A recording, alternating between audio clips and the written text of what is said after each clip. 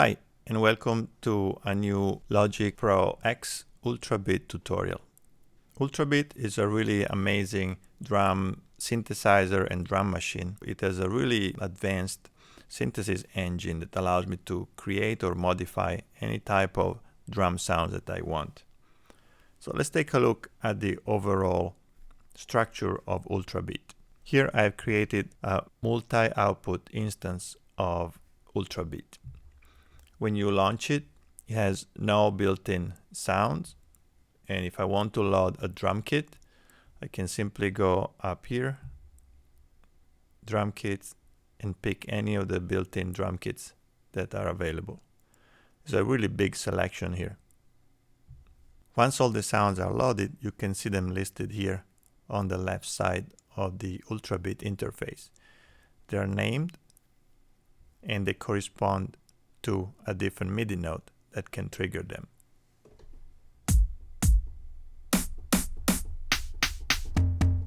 On this side of the Ultrabeat interface, you can change the volume of each piece of the kit. You can mute, solo, change the panning, and also change the output. We're going to talk about multi-output later. So right off the bat, you can really use Ultrabeat just as a playback drum machine, and you're going to have a lot of fun sequencing your tracks by using these sounds. If I want to change the kit, I simply load a new one. In the lower area of the interface, you have the sequencer. Here's where you sequence your patterns. You can change the pattern down here, and you sequence the pattern by simply turning on and off the different pieces of the kit. So if I look at the kick, in this specific pattern, the kick is on step 1 and step 17 and step 32. I can choose the length of the pattern right here.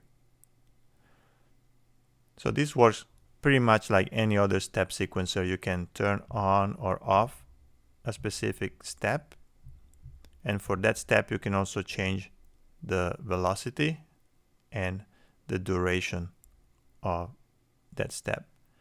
So very powerful, very comprehensive, and each kit comes with some patterns that are pre-sequenced.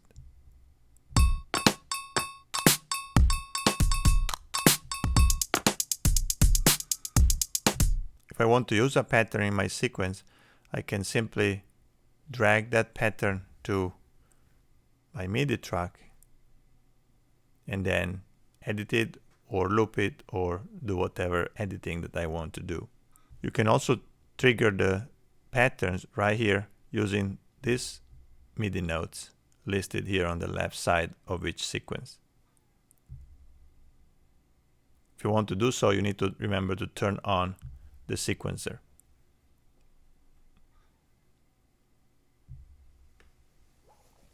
But what really makes Ultrabeat interesting is the level of editing that you can do on each piece of the kit. Let's take a look at this kick, for example. Here on the main portion of the interface is where I have access to my oscillators, my filters, my modifiers, therefore my LFOs, my envelopes, and so on. Each piece of the kit has its own settings, so I can alter them as much as I want individually. So if I look at my kick 1, for example, I can see that I only have one of the 3 oscillators turned on, this one. I have an oscillator here, a noise oscillator, and another oscillator that can be either used as a more traditional geometrically shaped oscillator. It can be playing back a sample or using physical modeling synthesis to create more natural sounds. In this case, I have a sample of a kick. And none of the other oscillators are used. If I want to add one of the other two oscillators, I simply turn it on, and here the oscillator number 1 allows me to choose a phase oscillator, again geometrically shaped waveform, a frequency modulator, or a sidechain from a different input from another track. So if I choose a phase oscillator and I choose this waveform, when I press the kick, I can start hearing this oscillator in addition to my sample. Here's my volume for that oscillator. I can change the pitch.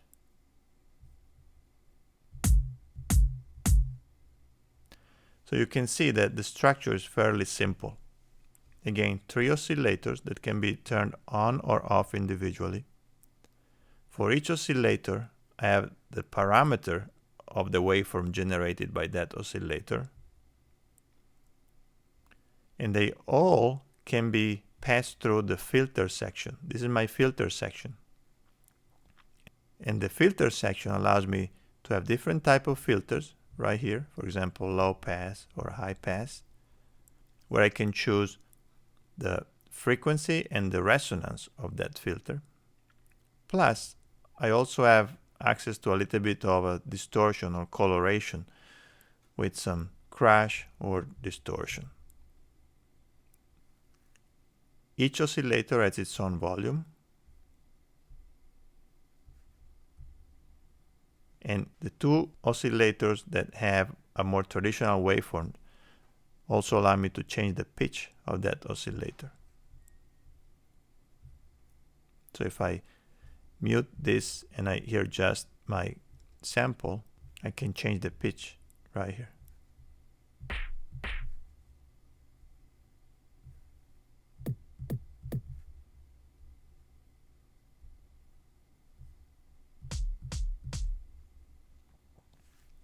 If I want to start my own drum kit, I'm going to simply select Recall Default. And previously I saved just an empty kit as my default, so you might want to do that. Just load a new instance and select Save as Default, and that will give you the default empty drum kit. So let's say I want to start my own kit. And at the moment there are only basic sounds loaded into the default drum kit. So if I tap on my kick down here, I only have a sine wave. And the sine wave is generated by this oscillator. So I'm going to turn that off, and I'm going to just turn on my 3rd oscillator. I'm going to set it to sample. And here I can load any sample I want. So if I just tap right here, I can say load sample.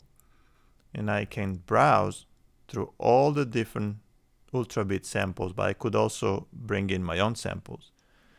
So I can just go and say I want a electronic kit, and I'm gonna get a kick here. I can preview it, and I'm gonna open it. And so now I just loaded that specific sample on my kick. As I said, you can change the pitch, and maybe I'm gonna just lower it a little bit to make it a little bit deeper. Maybe I want to add a little bit of a sub bass, so I'm gonna turn on my oscillator number 1.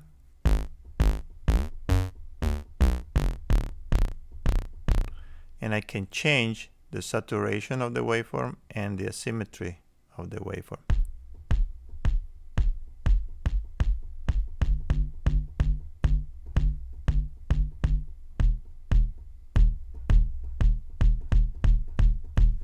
Again, remember, you can change the volume of the oscillators right here. If I want to add also a little bit of a noise, I could add the noise oscillator.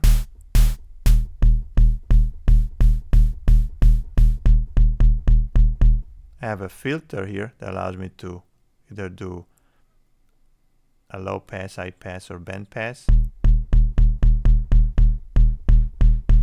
and add a little bit of resonance. And again, this is the volume of this oscillator. So So as you can see, the structure is fairly simple. 3 oscillators, I can turn them on or off. This is a noise oscillator. This is more a traditional oscillator that has a geometrically shaped waveform, or FM, or a sidechain input from another track. And this is one that allows me to again have another phase oscillator, or a sample playback, or a model.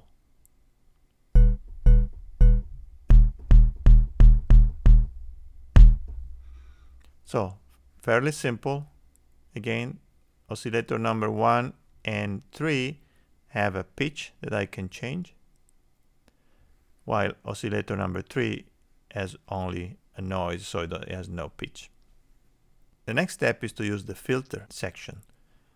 Now I can choose which of the 3 oscillators are sent to the filter, and I do it through these buttons here. So I can cut off the connection between the oscillators and the filter section. So in this case, none of them go through the filter section.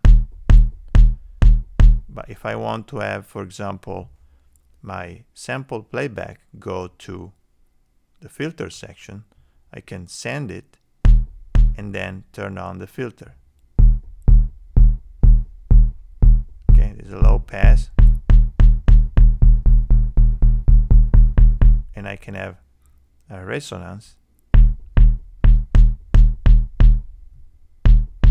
on that filter.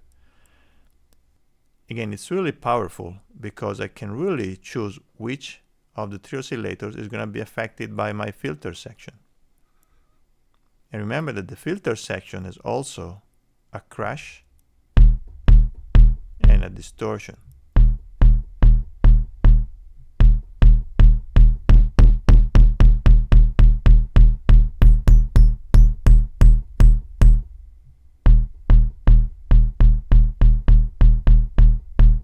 So again, very powerful, very effective. So I'm going to send also my noise to the filter. And as you can see, I'm really sculpting this kick, and I'm going to make it the way I really want it. Maybe I'm not happy with this sample. I can simply load a new one.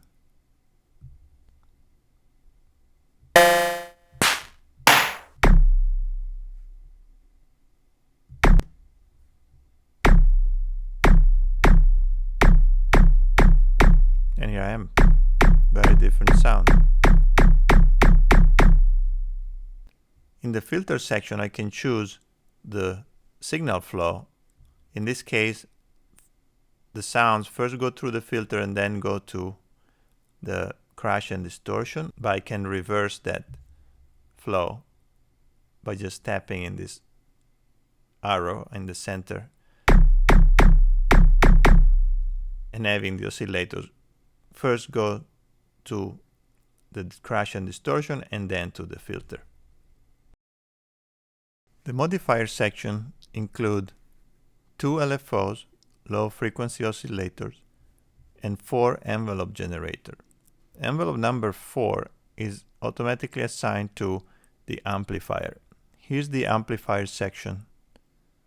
That has the overall volume of the sound. And envelope number 4 can control the attack, sustain, decay, and release of the sound. So if I want a longer release, here's called decay. I can control it right here. If I want a slower attack, I can do it right there. The LFO can be assigned to a bunch of different parameters. So for example, I could have the LFO controlling the pitch of this area. If I go to my pitch section, I can select the modifier, for example, LFO number 1. And here I can choose the amount of modulation applied from the LFO to my pitch.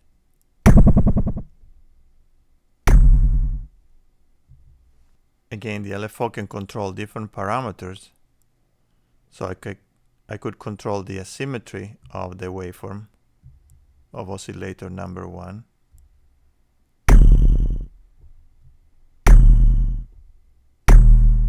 Through the LFO. So very, very powerful. As you can see, many of the parameters can be controlled by any of the LFOs or the envelopes. So if I want to have the pitch control by envelope number 1, now I can do it.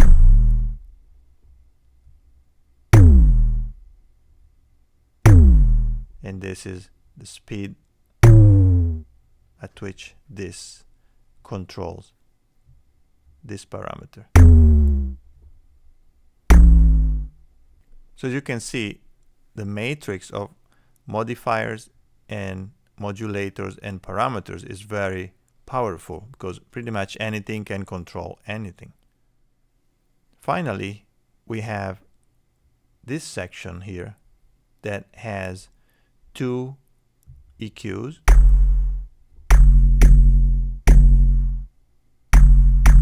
I can have a peak EQ or a shelving, where I can change the frequency and the gain.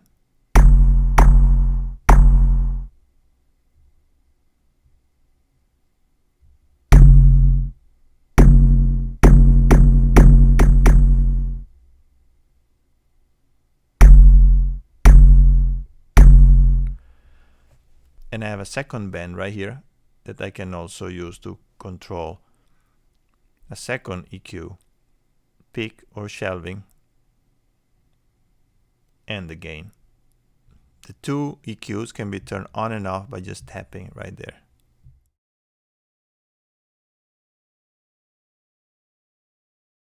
In the amplifier section, there's also 2 options about panning and spreading the sound.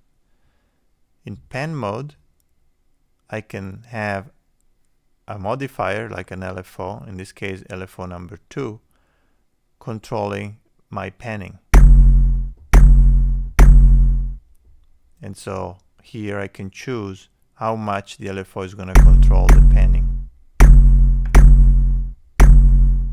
And again, in the LFO, I can change the type of waveform that I'm going to use for that LFO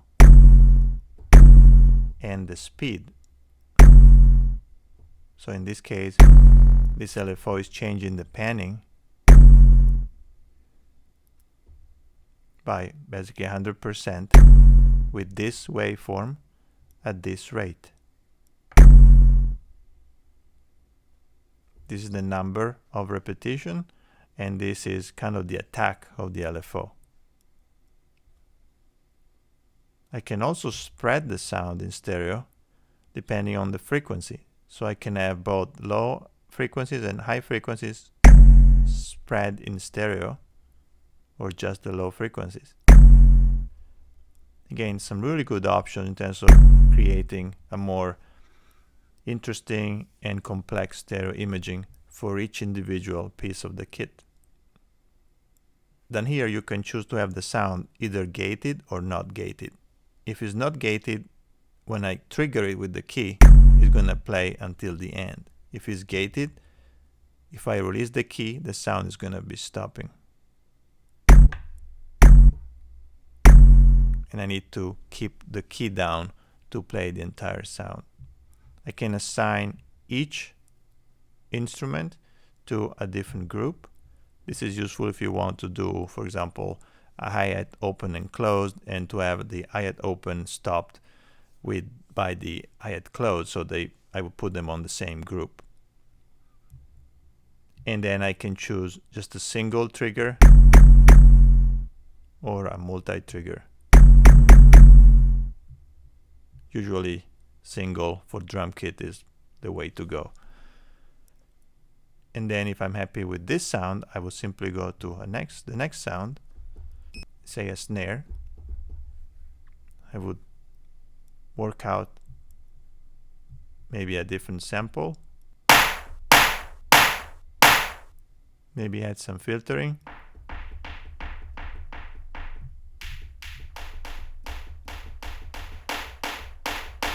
Maybe change the pitch a little bit. Maybe add a little bit of noise. And making sure that in my amplifier I have a shorter release.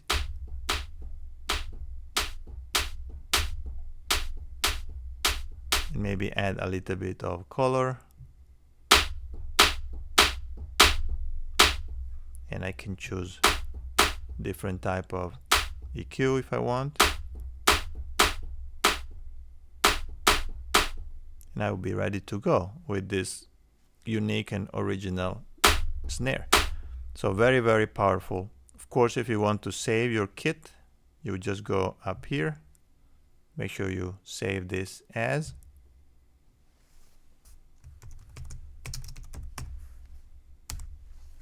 And now your kit is ready to go. If you want to import sounds from another kit, I can do that by simply going to the import option here. Select either a kit or a sound bank. So I can say I want to import a hi-hat. So I'm going to open my full hi-hat bank. And once I imported the bank, I can tap on this arrow. It's going to show me all the different hi-hat that I can import.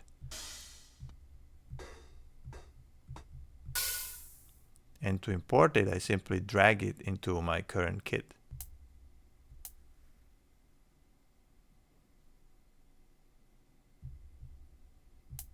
And now it is imported. So it's very easy to import sounds from different kits.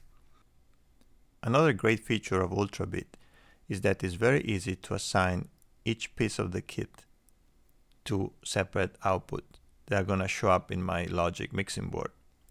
To do so, I'm going to create first some new aux tracks that are going to receive from separate output from Ultrabeat. Because I created a multi-output instance, down here I can simply tap the plus button and create some extra auxes that receive from different outputs from Ultrabeat. In this case, Ultrabeat output 3 and 4, 5 and 6, and 7 and 8. So if I want to assign my kick to output 3 and 4, I simply tap right here where it says sub 1. I'm going to choose subgroup 3 and 4.